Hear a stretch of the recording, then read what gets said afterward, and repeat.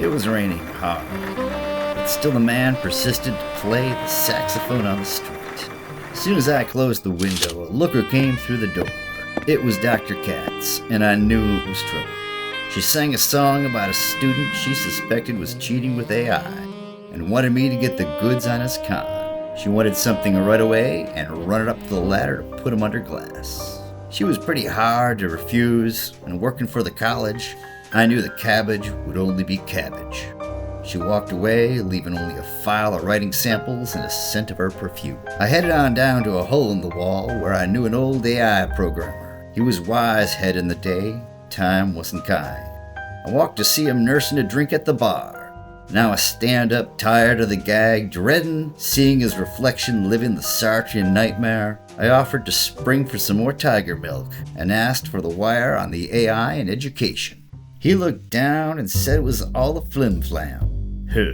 If Chatbot passes the assessments in your course, then maybe your course's pedagogy's the problem. Of course, grifters will tell you that they have the magic bullet to protect you from the scam. Studies already reveal that there hasn't been a rise in cheating since GPT came out.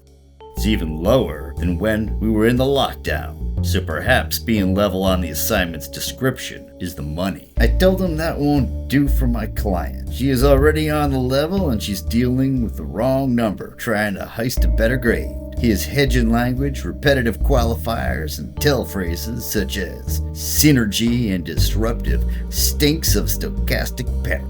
Besides, I need something to close this case and get some dough for your tab. Smiling, he tipped his mitt. Low-stakes assignments have the added benefit of deterring academic dishonesty. Because there's less risk involved in the assignment, there's less incentive to cheat, which could bring about severe consequences. Why take the risk when there's so little to gain? Low-stakes assignments, such as threat assignments, thwart using AI that quickly generate content. These assignments act as a scaffold that require further reflection and metacognitive skills that are not easily replicated by the stochastic language models modern AI uses.